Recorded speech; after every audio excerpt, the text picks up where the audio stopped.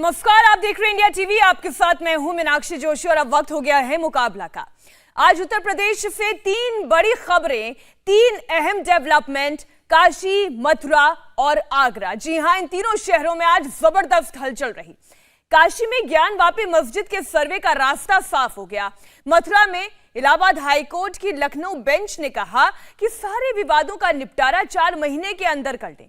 और आगरा में ताजमहल विवाद पर हाईकोर्ट ने याचिकाकर्ता को फटकार लगाते हुए पिटीशन खारिज कर दी। हम सिलसिलेवार तरीके से सारी बातें आपके सामने रखते हैं। सबसे पहले बात करेंगे काशी की ज्ञानवापी मस्जिद की।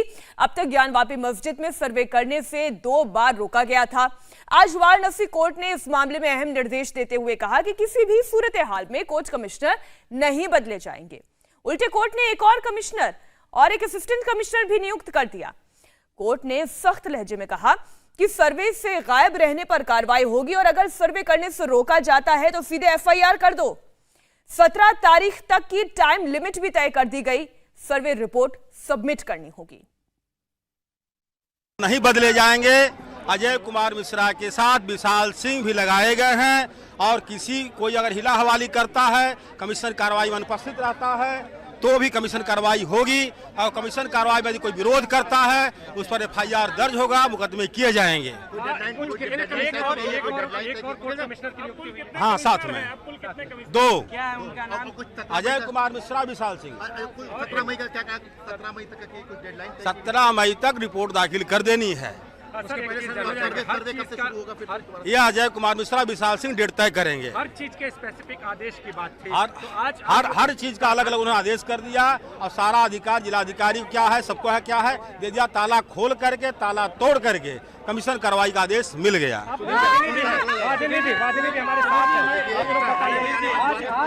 उसका स्पष्ट आदेश कर दिया कि जिलाधिकारी उसको ताला खोलवा करके तोड़वा कमीशन कार्रवाई कराए। यदि कमीशन कार्रवाई में कोई विरोध करता है तो उस पर एफआईआर दर्ज करे और मुकदमे कार्रवाई करे। कमीशन दौरान कमीशन कोई बाहरी व्यक्ति अंदर नहीं रहेगा।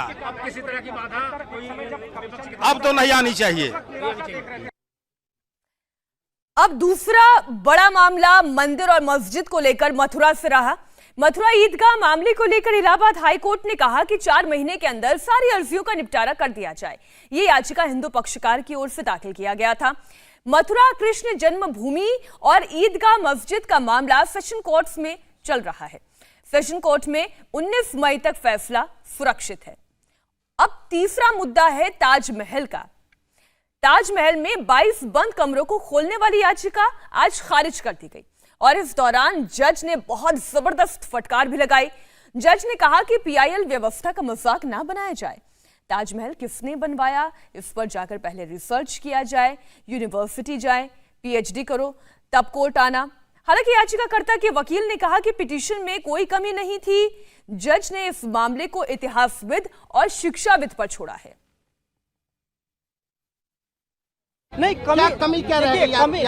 कमी कोई नहीं रहेगी। आप ऑर्डर पढ़ेंगे तो आपको समझ में आएगा। कमी मेरे ख्याल से कोई कमी नहीं रह गई है। उन्होंने ये कहा कि ये इशू जो है वो एज द जजेस we can not decide this issue. The historians and the academicians should study on this and they should decide on this. अब आप अगर ये सोचेंगे कि ये मुद्दा खत्म हो गया है तो ये मुद्दा भी खत्म नहीं हुआ। चूंकि निचली अदालतों में ये मामला अभी भी सुना जा रहा है, इसलिए ये मामला अगर आप ये सोचें कि आज की तारीख में खत्म हो गया तो फिलहाल नहीं। लेकिन हम बारी बारी से हर मुद्दे पर चर्चा करेंगे। आज मुकाबला में सवाल काशी, मथुरा और ताज को लेकर। सारे राज कब तक खुलेंगे और इस पर ऐतराज किसे है? जहां मंदिर वहीं मस्जिद, किसकी जीत किसकी जिद? मंदिर मस्जिद पर हिंदू मुसलमान वाली पॉलिटिक्स क्योंकि इस वक्त चरम पर है। और सवाल यह भी कि ज्ञानवापी की नापी से ऐतराज किसे है? अगर सर्वे हो जाएगा तो इतना हाय तौबा क्यों, इतना हो हल्ला क्यों मचाना है? क्या कृष्ण जन्मभूमि ईदगाह मस्जिद का भी सर्वे होगा? इस पर चर्चा करने के लिए हमारे साथ कुछ खास मेहमान जुड़ गए हैं। 3 मेहमान इस वक्त हमारे साथ जुड़ चुके हैं। मैं उनका तारुफ करवा दूं। हमारे साथ सौरभ गौड़ हैं, धर्म रक्षा संघ के अध्यक्ष, हमारे साथ जुड़ गए हैं। बहुत स्वागत है आपका। सैयद जावेद, मुस्लिम एक्टिविस्ट हैं, आप भी थोड़ी देर में हमारे साथ जुड़ेंगे। और साथ ही मौलाना मुफ्ती नदीमुद्दीन जी हमारे साथ जुड़ गए हैं, आप इस्लामिक स्कॉलर हैं। बहुत स्वागत आप सभी का हमारे साथ जुड़ने के लिए। और सौरभ गौड़ साहब, मैं चर्चा की शुरुआत आप ही से कर लेती हूँ। आप धर्म रक्षा संघ के अध्यक्ष हैं और इस मामले में पिटिशनर भी हैं। कोर्ट ने जो फैसला सुनाया, आप संतुष्ट हैं?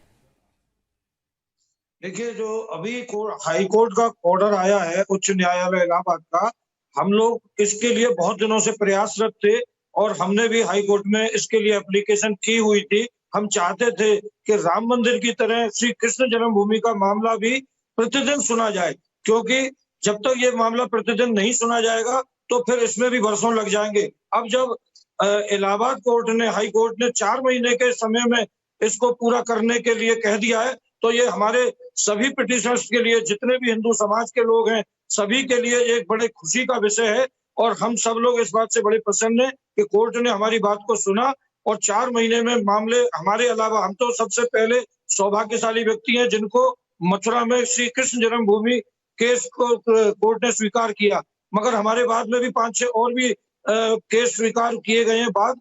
तो अब सभी लोगों के बाद को 4 महीने के अंदर निपटारा किया जाएगा। इससे ज्यादा प्रसन्नता की बात हमारे हिंदू समाज के लिए कोई देखिए दूसरी सर, नहीं टाइम फ्रेम तो हो गया है गौर साहब, ये टाइम फ्रेमिंग तो कर दी गई है, 4 महीने के अंदर निपटारा होना चाहिए, लेकिन आप चाहते क्या हैं?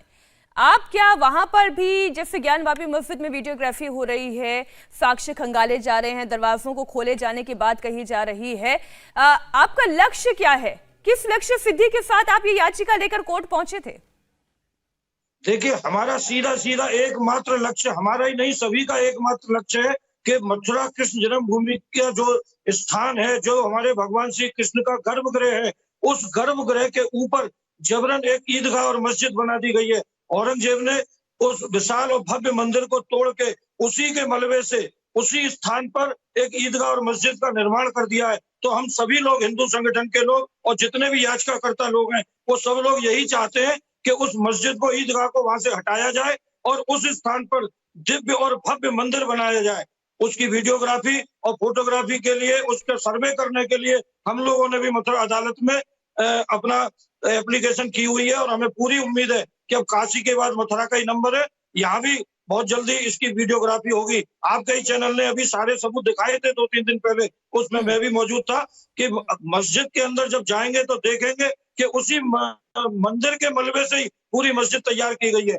तो हमें तो बड़ी खुशी होगी जिस दिन मथुरा में सर्वे होगा और बहुत जल्दी आप देखेंगे कि हर जगह हिंदुओं की जीत होनी है, क्योंकि इन विदेशी मुस्लिम आक्रांताओं ने सारे हिंदू मंदिर तोड़ के अपनी मस्जिद बनाई है। अब एक एक करके, ये तो 3 मंदिर की बात है, इसके बाद अभी 40,000 मंदिर हैं ऐसे 40,000 मस्जिद देश में बनाई। चलिए, ये लिस्ट तो आपकी लंबी होती जा रही है। जब बाबरी का केस सुना जा रहा था तब कोर्ट ने कहा था, जो भी टिप्पणियां दी थी, खैर चलिए हम इतिहास में नहीं जाते हैं। सैयद जवाद हमारे साथ जुड़े हुए, आप मुस्लिम एक्टिविस्ट हैं।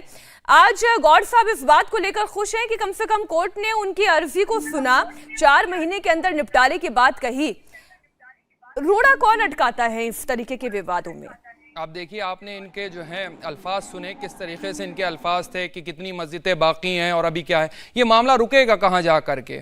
अगर यही हमें हिंदुस्तान के अंदर, ये अपनी जो कल्चर है, हिंदुस्तान की खूबसूरती है, उसको अगर ये ख़राब करने की कोशिश नहीं तो फिर और क्या है? मुग़ल आक्रांता थे, मेरी ये समझ में नहीं आता, मुग़ल आक्रांता थे और मुग़लों के बाद हिंदुस्तान को रूल्स करा जो है वो ब्रिटिशर ने करा। ब्रिटिशर इनकी नज़र में आक्रांता नहीं थे।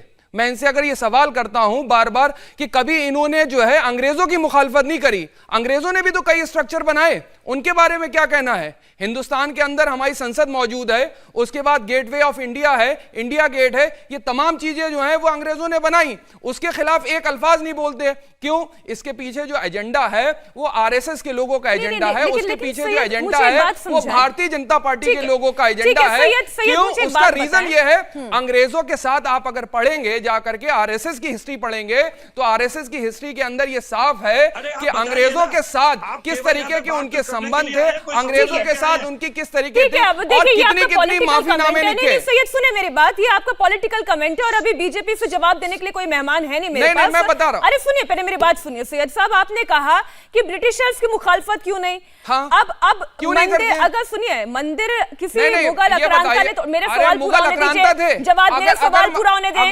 जवाब मेरा सवाल पूरा होने दे, जवाब मेरा सवाल पूरा होने दे। आप करिए। ब्रिटिशर्स ने क्या किया, मुगल आक्रांताओं ने क्या किया? अगर आज की तारीख में अगर मुगल आक्रांता थे, अरे सुनिए ना, जब सवाल सुना करें पहले पूरा, आप बताइए, जवाब पहले सवाल सुना करें।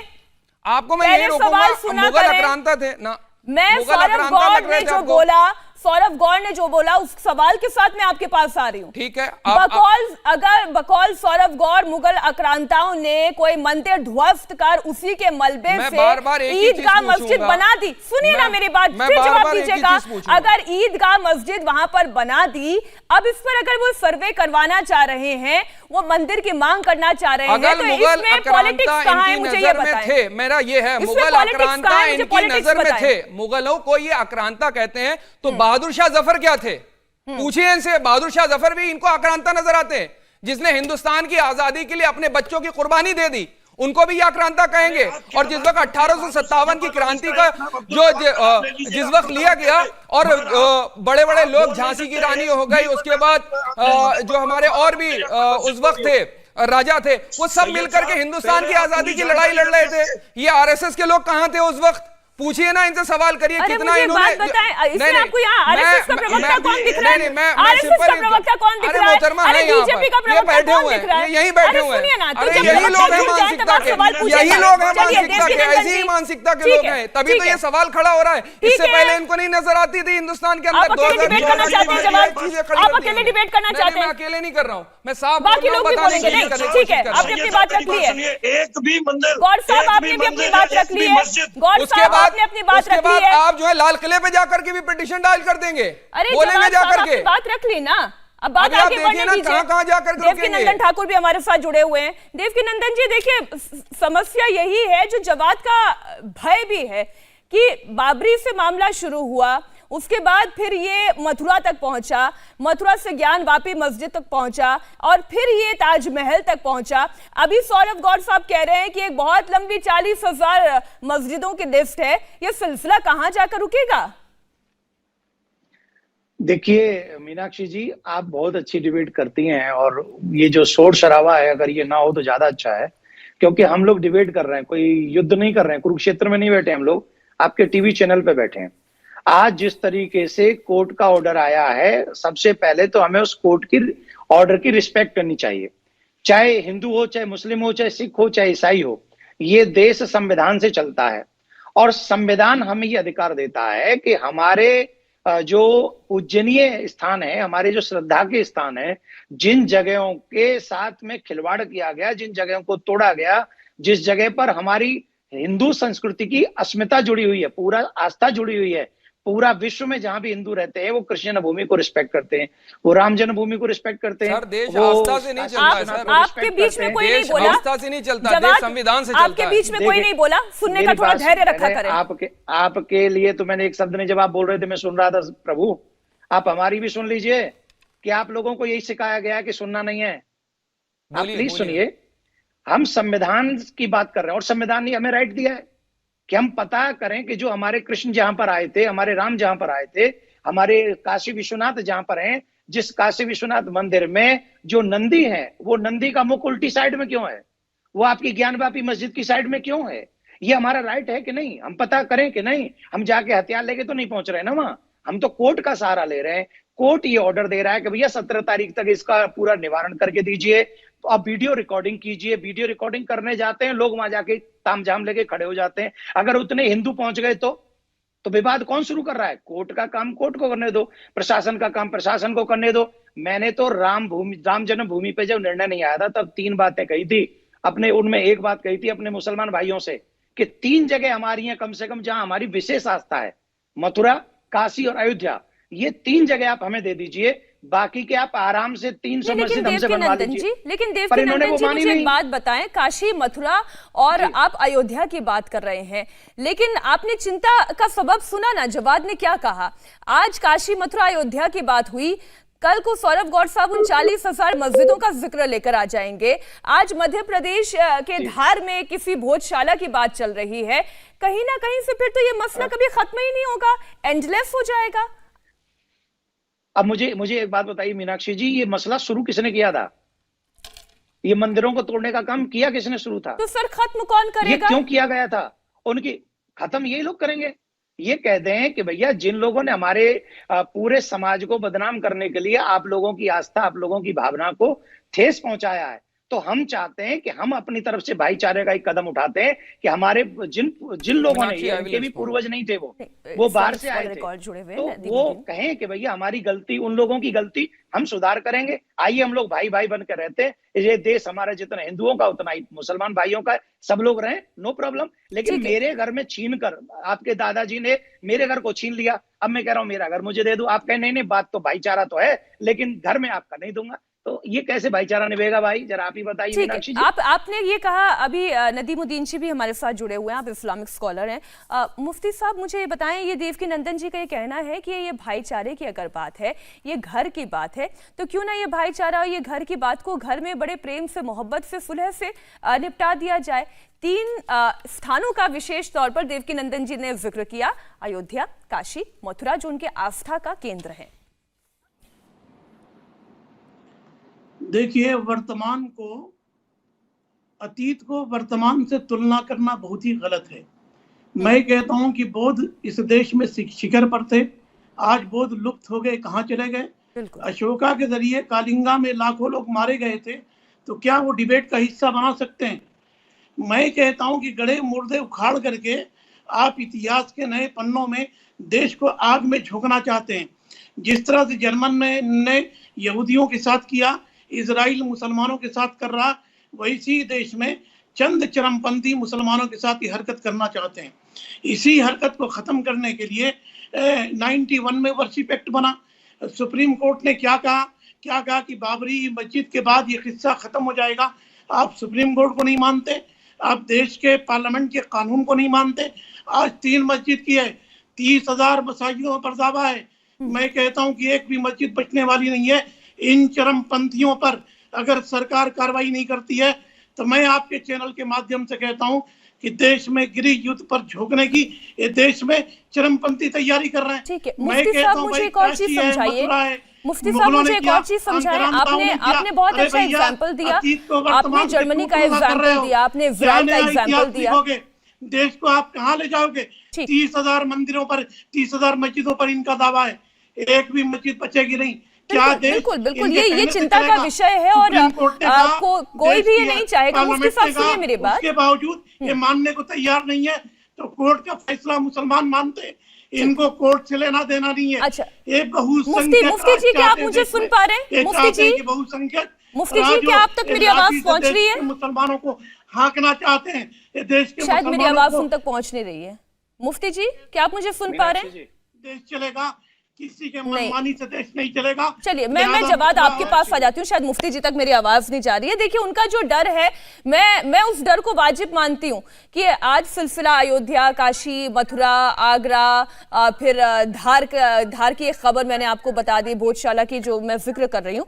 लेकिन समस्या ये है कि जो मुफ्ती साहब ने जर्मन का एग्जाम्पल दिया, जो उन्होंने इजराइल का एग्जाम्पल दिया, अब आप ये मुझे बताएं कि मक्का और मदीना की जगह क्या कोई और ले सकता है?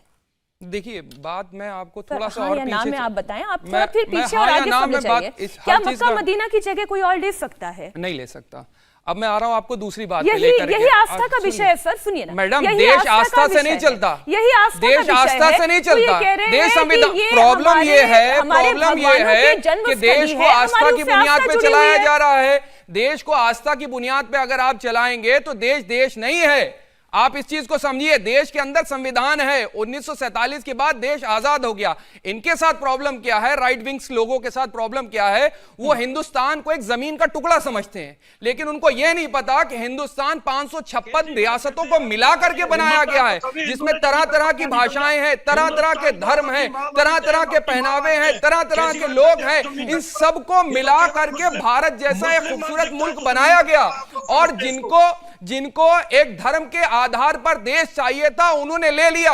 और यहां के मुसलमानों ने जिना की 2 नेशन थ्योरी को अपने जूतों की नोक पे रखा और यह कहा कि हमारा नेता, देश का पहला ब्राह्मण नेता पंडित जवाहरलाल नेहरू होगा, जिसको यहां के मुसलमानों ने मारा। लेकिन आज समस्या क्या है कि हर तरीके से यहां के अल्पसंख्यकों को टारगेट जिस तरीके से करा जा रहा है, उसके ऊपर समस्या है। नुपुर, 2 दफा जवाद ने अपनी बातों में कहा कि राइट विंग ये राइट विंग की सोच इस देश के लिए घातक है।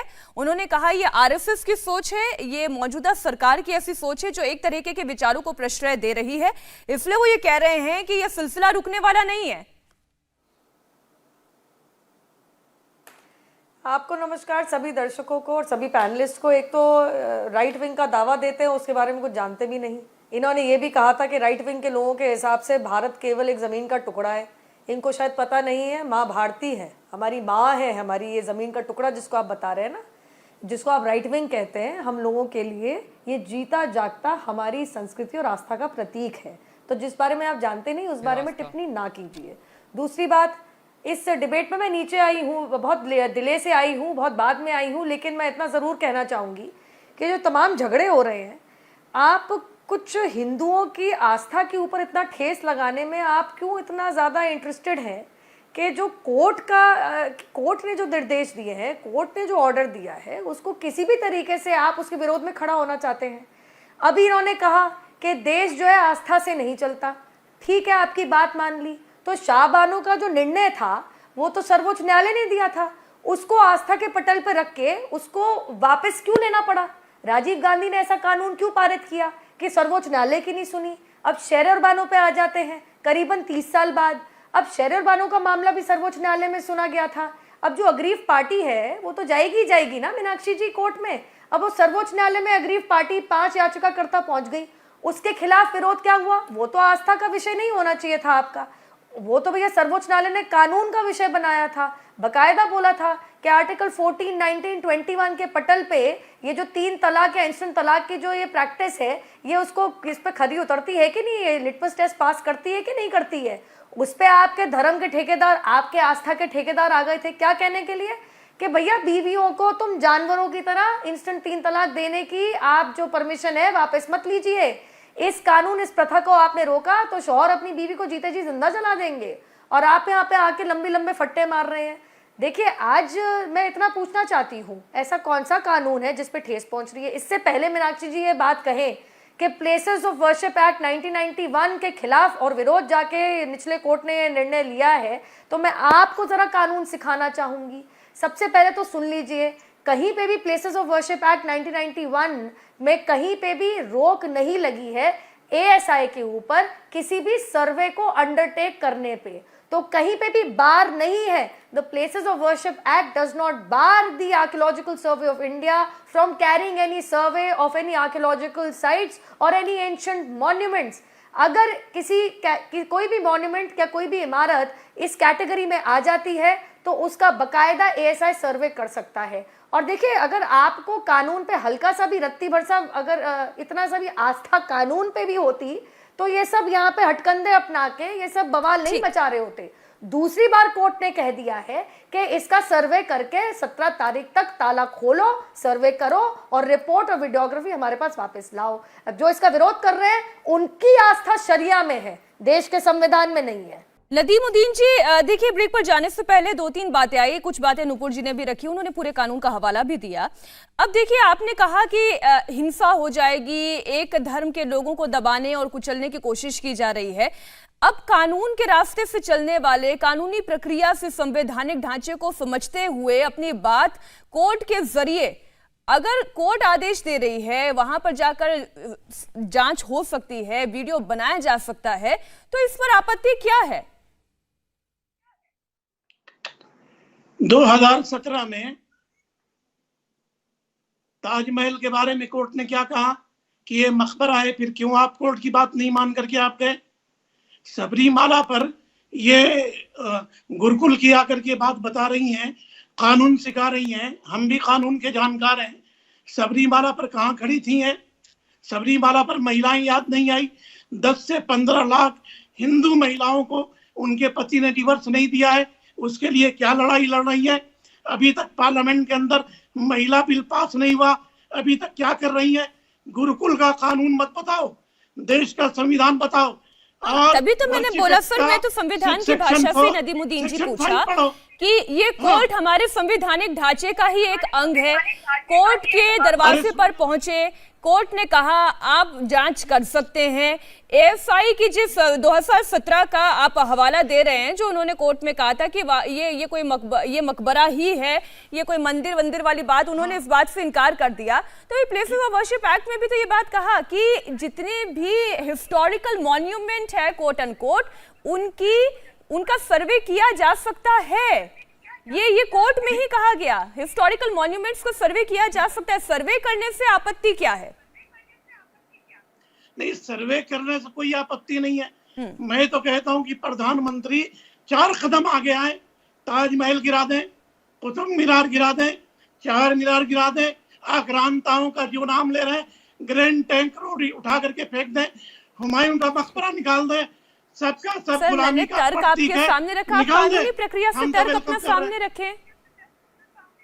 हाँ बिल्कुल, मैं कह रहा हूँ बार डिबेट क्यों? कौन कह रहा था आज ये लोकतंत्र नहीं है, डंडा तंत्र से सरकार चला रहे हैं। मतलब कोर्ट में याचिका डालना और कोर्ट पर सुनवाई करना, क्या ये डंडा तंत्र है सर? सबरीमाला पर कहाँ खड़े थे जब कोर्ट की दुहाई याद नहीं आई?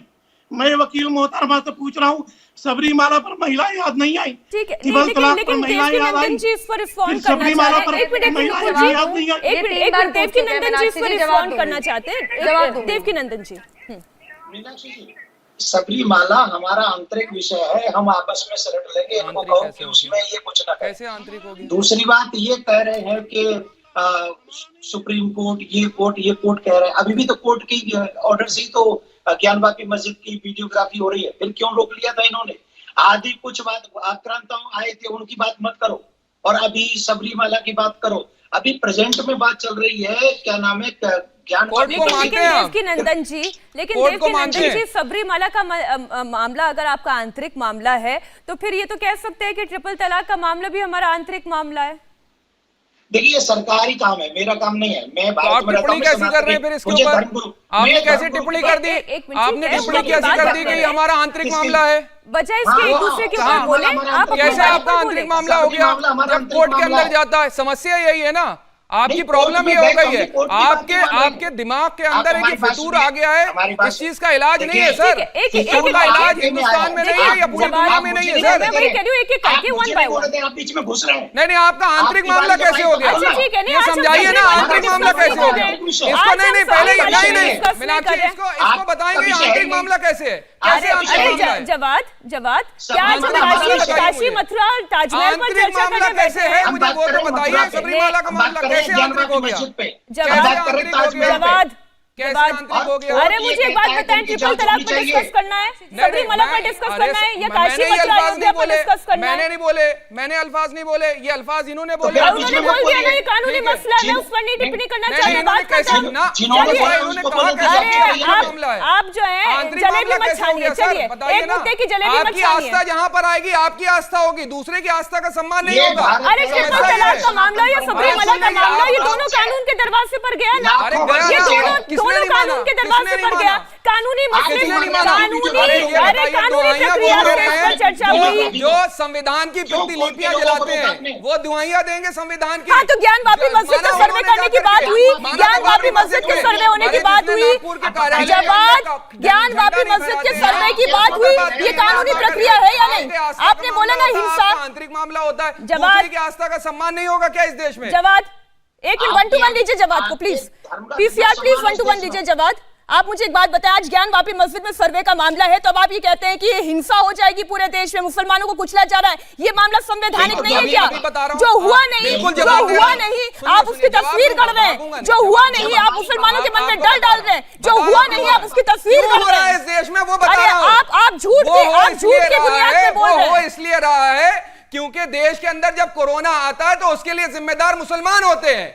ये समस्या है देश में। एक बीमारी को लेकर के पूरे हिंदुस्तान के अंदर मुसलमानों को जो है कहा गया, क्या कहा गया, तबलीगी जमात को तालिबानी जमात बताया जा रहा था। क्या यही टारगेटिंग नहीं होती? उसके बाद तमाम चीजें ऐसी होती, बोलो के नारा लगाएंगे, नहीं होगा तो जिंदा नहीं रहेंगे। क्या हिंदुस्तान में लिंचिंग यही समस्या है? और यही चीजें हैं जिसके ऊपर लोग बात नहीं करते। आप तय कर लीजिए, आप ट्रिपल तलाक पर चर्चा करना चाह रहे हैं, आप तबलीगी जमात पर चर्चा करना चाह रहे हैं, आप काशी अयोध्या मथुरा पर चर्चा करना चाह रहे हैं। अरे छोड़िए, गोल पोस्ट बदलते हैं, इनकी आस्था का मामला होगा तो वहां पर ये नहीं मानेंगे, कोर्ट का आदेश नहीं मानेंगे, क्योंकि इनकी आस्था का मामला था। दूसरे की आस्था को जो है कोर्ट के सामने खड़ा करते उसको नहीं मानेंगे। केवल देव की आवाज है।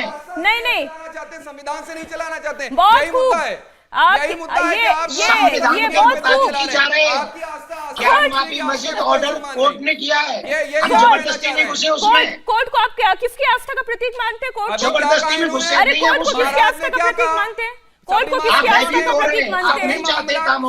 कोर्ट को किसकी आस्था का प्रतीक मानते हैं? जाने दी, हमारा आंतरिक मामला है, कैसे जाने दूं? तो उसमें आपको क्या प्रॉब्लम है? अरे क्यों? कोर्ट का सबरीमाला पे डिस्कस करना है सहूलियत है, हमारे ऊपर लोग डाल देंगे कोर्ट का आदेश मानो। अरे हमने तो माना ना, बाबरी मस्जिद के मामले में माना नहीं माना, देश में सुख और शांति से माना नहीं माना, जब दे दिया जवाब में लास्ट टाइम आपको कह रही हूं,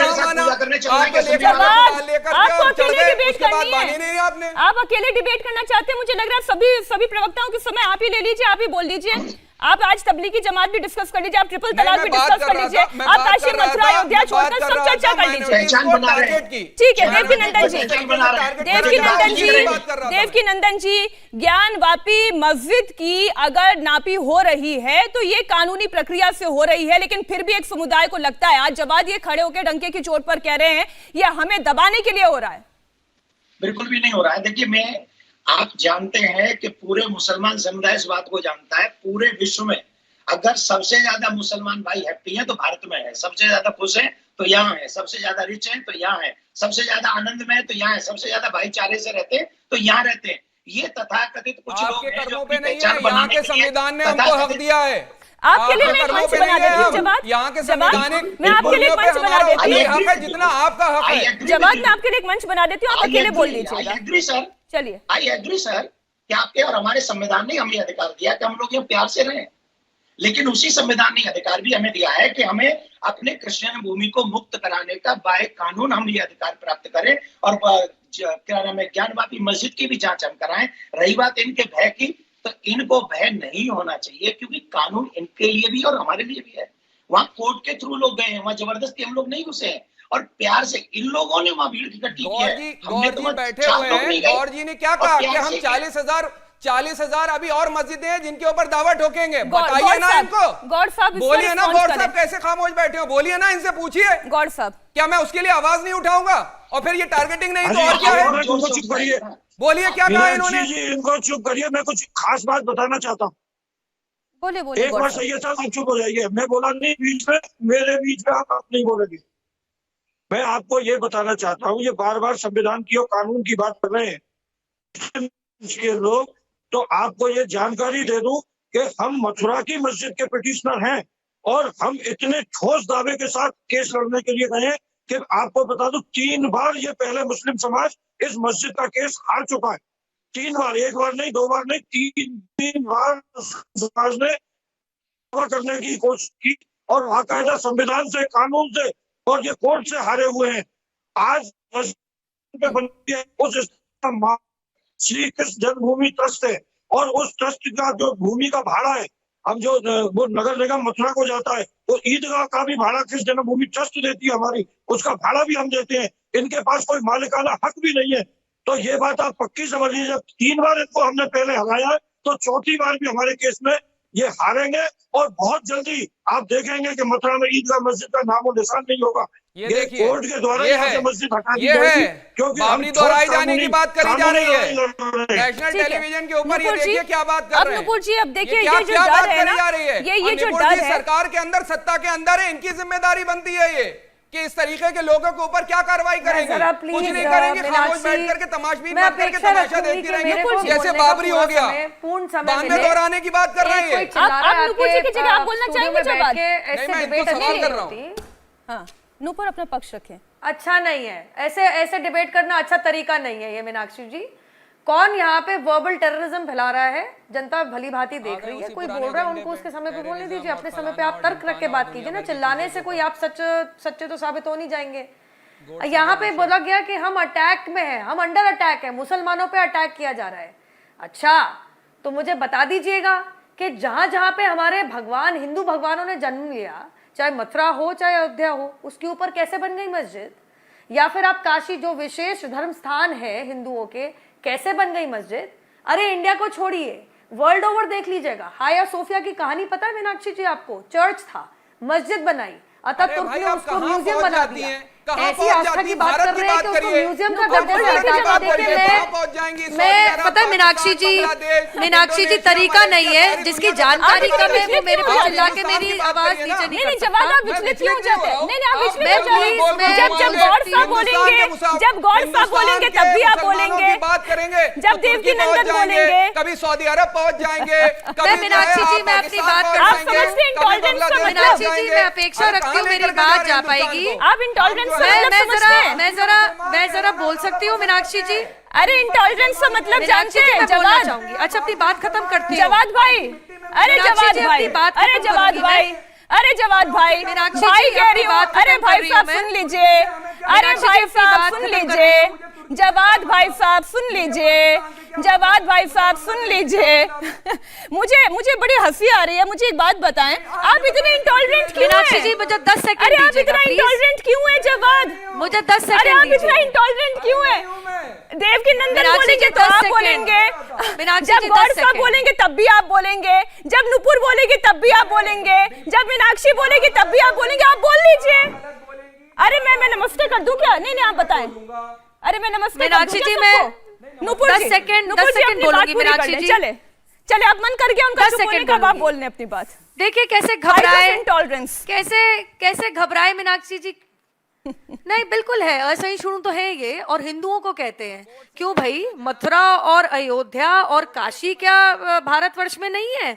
तब क्यों नहीं ऐसे तिल मिलाएंगे? मैं बताती हूँ। इन्होंने तबलीगी जमात की बात करी, 2011 के अंदर इन्होंने करी थी ना मीनाक्षी जी। 2011 के अंदर मैं बताती हूँ इनका असल चेहरा क्या है। 2011 की एक यूएस विकीलीक्स क्या कहती है? Tablighi Jamaat Delhi is used as an al Qaeda front. हर अखबार में 2011 के अंदर ये न्यूज रिपोर्ट आई थी। अगर आप पढ़ने के शौकीन नहीं है, मैं पढ़ाने की शौकीन हूँ, आइएगा लेक्चर देने ऑडियो थोड़ी उठा दे, मुझे सुनाई नहीं दे रहा है। पहले ये मौलाना साहब बोले, उसके पहले मौलाना जी आए। मौलाना जी ने कहा सबरीमाला के समय पे कहाँ थी? मैं यही थी। मैं पक्षपात नहीं करती जबकि मामला सब जुडिस हो। आज मामला सब जुडिस है, कोर्ट का ऑर्डर है, फिर भी आप तिल मिला रहे हैं। और ये असहिष्णु आदमी स्टूडियो में ऐसे आग बबूला हो रहा है जैसे पता नहीं इसकी चोरी हो गई हो। आपने कहा महिलाओं के कानून के पक्ष में थी, तभी तो 3 तलाक को एक गुनाह माना गया है और वो क्रिमिनलाइज करके उस पर पेनल्टी छाप दी गई है। मैं यही थी भाई साहब। कानून, महिला कानून के बारे में तो हमेशा यही रहती हूँ, लेकिन अगर मामला सब जुडिस हो तो जैसे आप लोग करते हैं कि जनस्थान का, जन्मभूमि का मामला सर्वोच्च न्यायालय निर्णय ले लेता है और आप प्रेस वार्ता करके कहते हैं कि हम नहीं मानेंगे सर्वोच्च न्यायालय के निर्णय को, हम नहीं मानते अयोध्या में राम जन्मभूमि है। नुपुर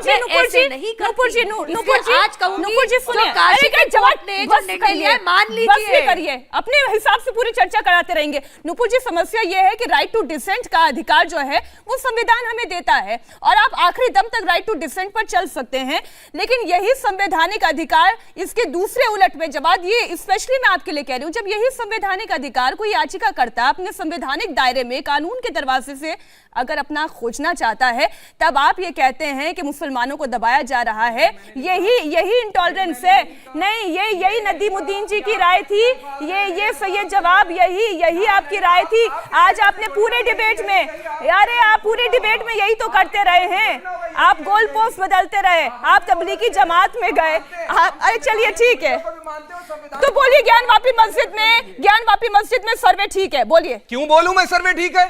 मेरा संवैधानिक हक है, मैं डिसएग्री कर सकता हूं, मैं सुप्रीम कोर्ट को भी डिसएग्री करूंगा। चलिए, मेरा हक है। आज मुकाबला में हमारे पास वक्त इतना ही था। नुपुर जी, देवकी नंदन जी, जावेद आपका और साथ ही नदीमुद्दीन जी, सौरभ गौर जी, बहुत बहुत धन्यवाद हमारे साथ जुड़ने के लिए, इस चर्चा में शामिल होने के लिए। इंडिया टीवी हर वक्त हर जगह डाउनलोड करने के लिए सर्च करें India TV news Google play store या ऐप स्टोर पर।